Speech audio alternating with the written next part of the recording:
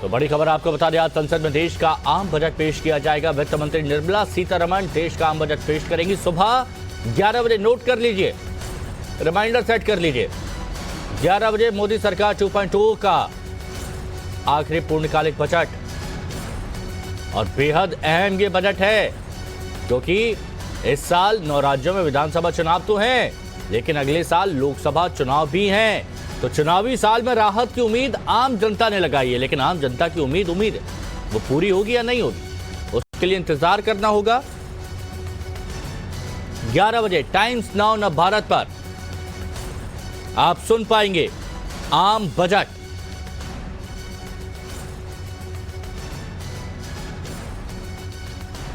तो मोदी सरकार के दूसरे कार्यकाल का आखिरी पूर्णकालिक बजट। खास उम्मीद क्या है? आत्मनिर्भर भारत मुहिम को लेकर बड़े ऐलान यहां पर हो सकते हैं और देश और देश की जनता को आत्मनिर्भर बनाना मकसद है, ये वित्त मंत्री की तरफ से कहा भी गया है। Make in India, vocal for local को बढ़ावा देना है। आम आदमी और इकोनॉमी को राहत देने का रास्ता हो सकता है कि इस बजट में निकल आए। ये बहुत अहम पॉइंट्स जो टाइम्स नाउ भारत आपको बता रहा है, और आम लोगों की उम्मीद क्या है इस बजट से, ये भी आपको बता रहा है। ज़्यादा वक्त अब बचा नहीं है।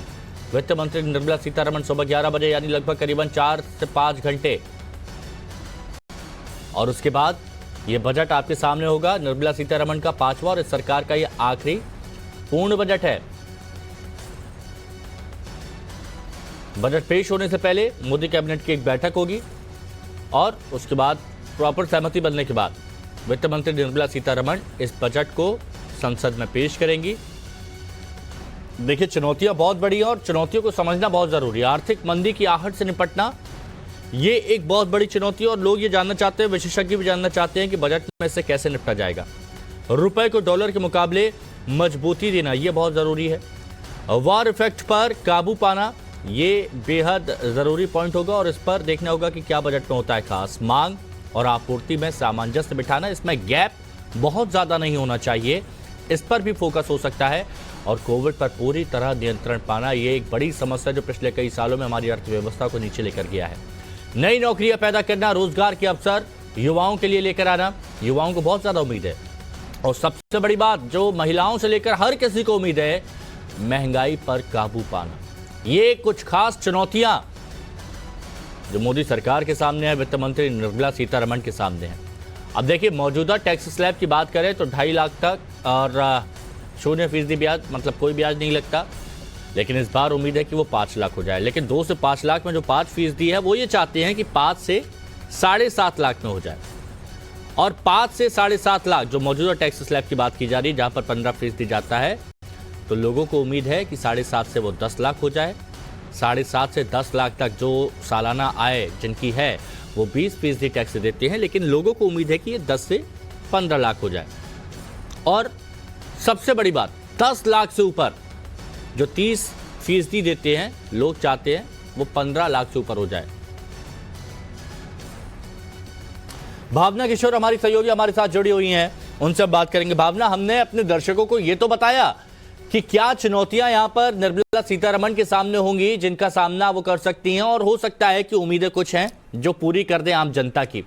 लेकिन क्या वाकई चुनावी बजट इसे कहना ठीक होगा आखिरी वक्त में, और क्या जनता की उम्मीदें पूरी होंगी? क्या उम्मीदें?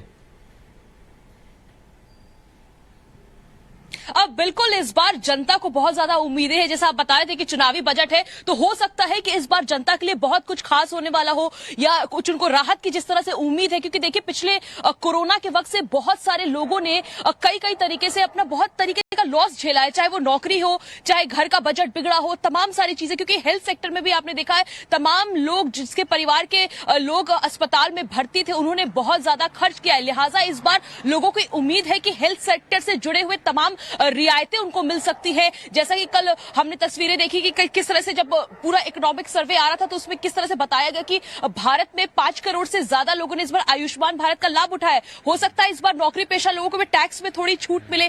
तमाम ट्रेन के किराए इतने ज्यादा बढ़ रहे हैं, ट्रेनों की संख्या बढ़ाई जाए, ट्रेनों के किराए पे ध्यान दिया जाए। तो इस तरह से नौकरी पेशा लोगों के लिए इस बार देखिए कॉलेजेस में बढ़ावा किया जाए। देखिए आईआईटी एनआईटी में हमने देखा पिछले साल भी संख्या बढ़ाई गई थी, लेकिन एडमिशंस किस तरह से हो रहे हैं इस पे भी बहुत ज्यादा फोकस रहेगा। तो इस बार जिस तरह से कल हम महिलाओं से कुछ बात करें तो उनका कहना है कि देखिए घर का बजट बिगड़ जाता है अगर महंगाई बढ़ती है। तो लोगों को ये उम्मीद है कि देखिए अगले साल चुनाव है तो हो सकता है इस बार कुछ राहत जरूर सरकार दे, और इसी उम्मीद पर आज सबकी निगाहें आने वाले बजट पर टिकी हुई है। जी भावना, लेकिन पिछली बार भी हमने देखा था कि जब उत्तर प्रदेश में चुनाव हो रहे थे उससे पहले की बात की जा रही है तब भी ये सारी चीजें होनी थी, लेकिन राहत मिली नहीं थी। इस बार क्या खास होगा? अब बिल्कुल राहत नहीं मिली थी पिछली बार, लोग बड़े निराश हुए थे। लेकिन जिस तरह से हमने देखा पिछले लंबे वक्त से गैस का जो रेट है, एलपीजी सिलेंडर वो बढ़ गया है, सीएनजी बढ़ चुका है, पेट्रोल डीजल के दाम बहुत ज्यादा बढ़े थे लेकिन घटे। लेकिन अभी भी मध्यम वर्ग के लिए वो बहुत ज्यादा मुश्किल भरा है, क्योंकि देखिए अगर एक बार तो आसान करनी है और मुश्किलें आसान करना किसी चुनौती से कम नहीं है। लेकिन ये जो आखिरी मोदी सरकार 2.0 का जो आखिरी पूर्ण बजट होगा, क्या इसमें इस चुनौती का सामना सरकार कर पाएगी?